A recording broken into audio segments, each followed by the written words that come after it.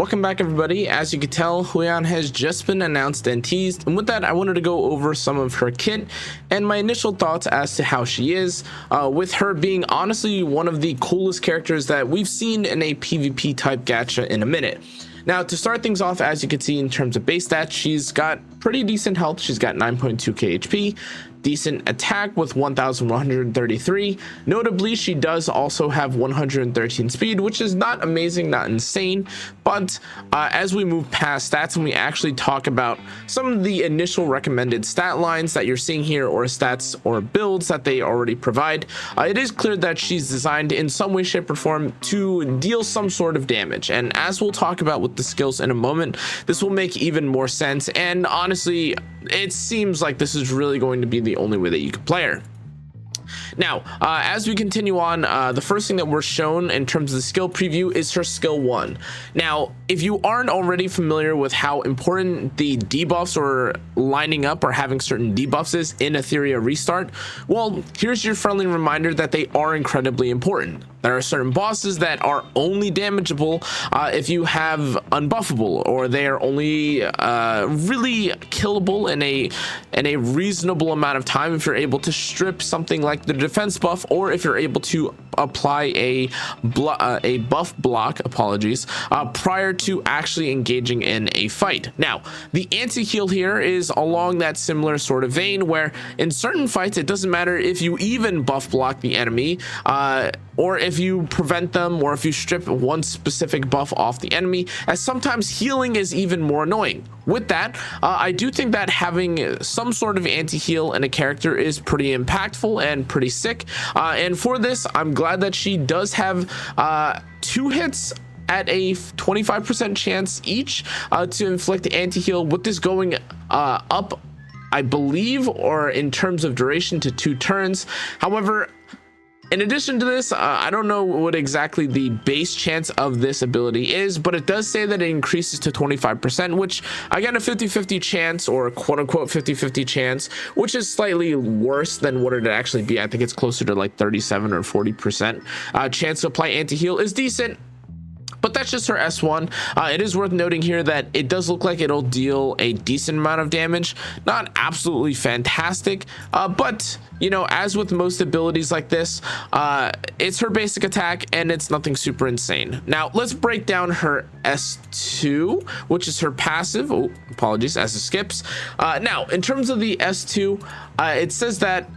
Oh, okay, for whatever reason it doesn't show the exact explanation, but long story short, the way that this character's kit works, or the passive works, is such that when she's about to be defeated, she heals or restores her own HP, gives herself an attack boost if I'm not mistaken, and then also uses her ultimate on the enemy at the exact same time. Now, the reason why this is impactful is because the execution, or the S3, alongside this passive, allows her to revive all of her allies, while also extincting or preventing any enemy that has been killed by her S2/S3 passive to revive ever again. Now, I can already name off the top of my head a couple of characters that can make use of, or can revive in general. For the free-to-plays out there, you've probably seen a character like Sanya do something to this effect, and for those of you that got lucky, quote unquote, lucky or unlucky, Beyontin is also similar in being able to revive. Now, beyond that, I do want to say that there is also a boss, an anti-sync echo if I'm not mistaken, that also revives in the form of Dahlia. However, before I call for falsehoods or I make assumptions here, I'm not entirely sure if this extinction applies to PvE, as this is a pretty similar leaning game to that of an Epic 7 or a Summoner's War. There are certain abilities or effects in both games that only apply to PvE or PvP, not necessarily one or the other, or I should say it's not necessarily uniform across the board. So if that ends up being the case for this extinction, that's unfortunate, but I do think that if you are able to use Hoyan into Dahlia, or if you are able to apply the extinction to PvE characters or bosses, that's also pretty fantastic, as there are a lot of bosses that respawn enemies. Now, moving beyond the S2. Oh, hello. Okay, now we have the execution rate. So as you can see here, this is a consumption. So this is more of a hurt yourself to gain a benefit type ability. And with this, she consumes 50% of her health to deal 480% or 480% damage to a single target, dealing, or rather ignoring, a 6.5% defense for every 10% max HP lost. Now, based on this, in theory, that would mean that you're looking at something like a 32.5% defense penetration, unless if they're insinuating something different. Again, this is insinuating or scaling based off of the current max HP, and how much you lose in order to apply this defense pen will be significant in terms of scaling. But if we just take a look at how much damage this actually ends up dealing, though this is obviously pretty impactful, as you can see here, this is 28.3k damage on a character that, as far as I can tell right now, does not have any defense break. Truth be told, that's going to be pretty sick in terms of DPS. I can already imagine that, especially for those of you that are progressing through, if you are someone that ends up getting Hoyan, this could be a fantastic DPS addition. They are showcasing Terramatan as, well, she's grass, or rather I should say Hoyan is grass, and she'll be able to deal with a character like this.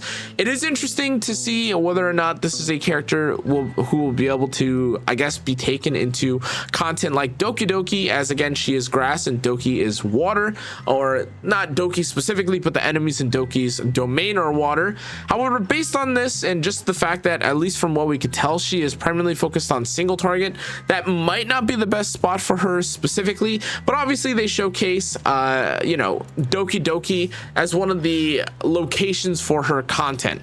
Now again, to be clear, because of the fact that she has a counter mechanism, which is again how her S2 works, once you reach lethal, you activate this counter mechanism that allows you to use your S3 on the enemy. If you are able to make use of this through Doki, or commit or manipulate the boss with this, I think it's pretty interesting. There is one specific note that I want to make about Doki, and though this is not necessarily an issue for everyone, what I will say about generating or building team compositions to farm out sets or certain gear sets or gear domains in general, one thing that I've noticed that is very prominent within Etheria Restart and all the teams that I've seen and used is that unless if you're using LDs or top of the line characters, a lot of the time you are at the mercy of either 15% or RNG in some way, shape, or form, in terms of how many times the enemy will hit your one single character, or how many hits a character can survive before they end up exploding. And because of that, I am a bit of a fan of the fact that Hoyan doesn't feel super RNG heavy, and rather it just feels like she does a decent amount of damage while also preventing certain mechanics from going off. With that, in terms of the damage that we saw, again, this doesn't look necessarily insane. If we just take a look at this S3 here, right here, this ended up doing 10,000 damage to one of the one of the characters from Doki Doki, which is nothing to scoff at. However, in isolation, 10,000 damage is not that insane. Now, beyond all that we saw, I do want to say that, again, though there are not that many characters that revive currently, having a character that extinctions or provides extinction in any way, shape, or form is going to be or have some sort of value, especially if we ever move into a draft or a meta where revive is more prominent. Now, again, in the current state of affairs, though, I think that Hoyan is going to be pretty cool, especially if you're someone that didn't end up getting someone like Romoko, or if you didn't end up getting some of the other, I guess, grass focused DPS. Hoyan will be a great addition to the team, but from what we've seen so far, I think she's likely going to be the funniest in some content like PvP, where, again, being able to counter or being able to prevent yourself or quote-unquote anti-cleave or counter players that are trying to play super fast and trying to one-shot you. With that, I think that this is a pretty cool addition to the game. Admittedly, of course, though, this is not appearing to be the sort of content that will, or the sort of character, I should say, that breaks the sort of mold of the traditional Etheria Restart kit.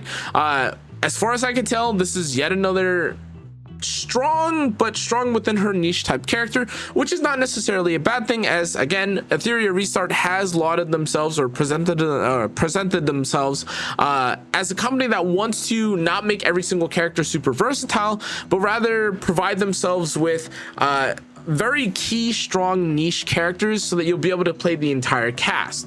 Now, with that, I think that they've done very well with Hoyan. And just again, in terms of stat lines and what we've read through abilities and skills here, it does look like you'll likely want to increase either her S3 for damage or her S2 if you want to receive the total buffs here.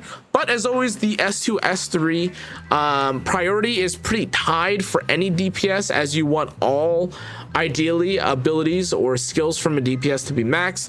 However, just keep in mind that also with her kit, she does also have the ability to increase the duration of wound on her S1 to 2 turns, which is honestly pretty fantastic.